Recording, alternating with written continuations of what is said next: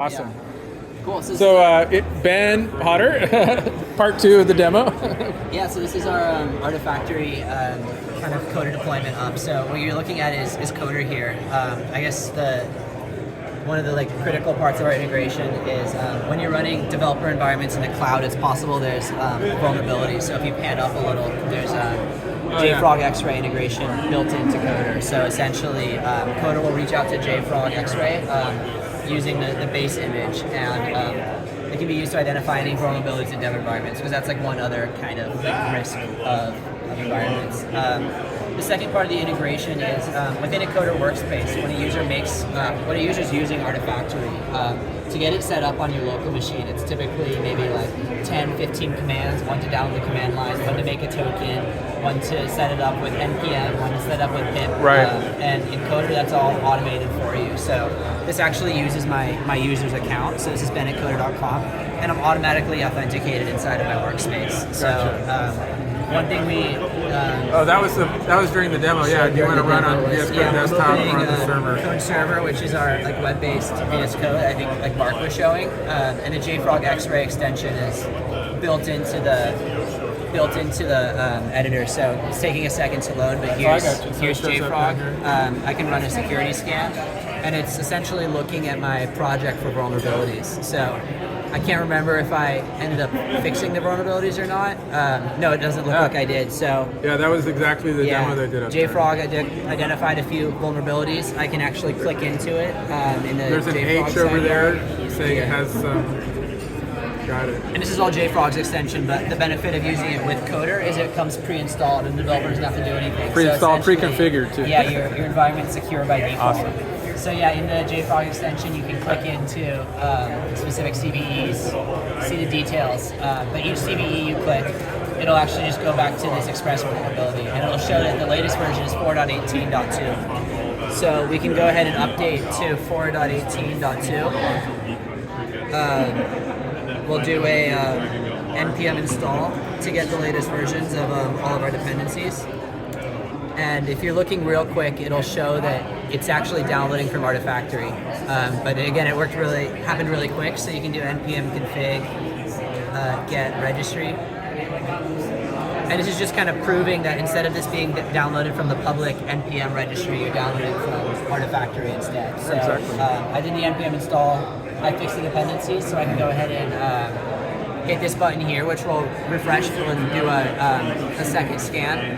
It's running the scan here, and it'll basically let you identify vulnerabilities. So I guess the real benefit here is without something like the jfrog X-ray extension, these issues are always being caught in a CI pipeline somewhere. So the developer's making changes, they think they're all good to go, they submit it, and at that point you realize a bunch of dependencies, maybe you have to move to a later version of a library or something. But identifying this a lot earlier is a lot, I guess, cheaper in terms of shipping software. So one question was, how did you set this up?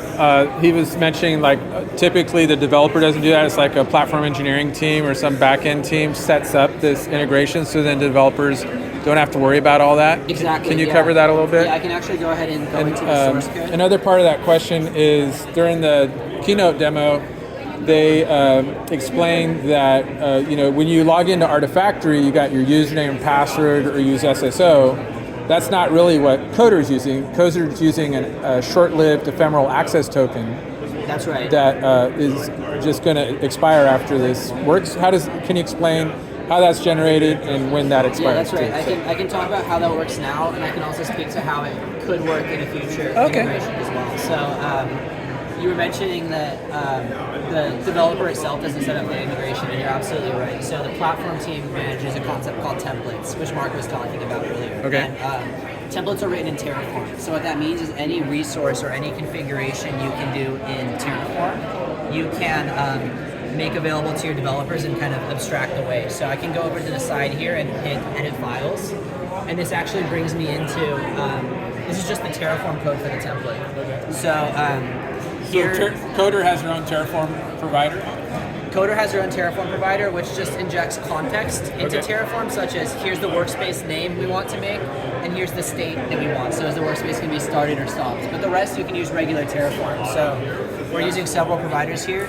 This one happens just to be making a workspace as a Docker container, but enterprises will typically do a Kubernetes pod or a AWS virtual machine. Could it run on Rancher and K3s? Exactly. Okay. Yeah, so it can run on Rancher, K3s, any Kubernetes actually. It's rarely unopinionated. Okay. And we're also using the Artifactory provider, so that's one kind of native way that we integrate with Artifactory. So we're inferring the user's Artifactory username based on their coder email. So that's kind of the way the integration works now. Is there's a it's kind of a root level Artifactory access token that you make available to the coder server. Each user doesn't see this token or interact with it, but you're essentially using that root level token to then exchange and generate a token on behalf of the user. So here's where we're creating the Artifactory scopes token on behalf of the coder username. We're doing a little bit of a workaround here because when you're kind of first building the template, it's not associated with the user, but when any time a user uses the workspace, you'll just use this Artifactory username instead. So that's how we essentially get the user's Artifactory token. The way we get the state into the workspace is actually just a script that runs when the workspace starts. So here we go, we had the step authenticating the user with the CLI, and here's where we're just using the jfrog CLI to add the access token and connect into jfrog. So that's all kind of just done in Terraform. This is also where we're configuring npm access, pip access, and loading the repository.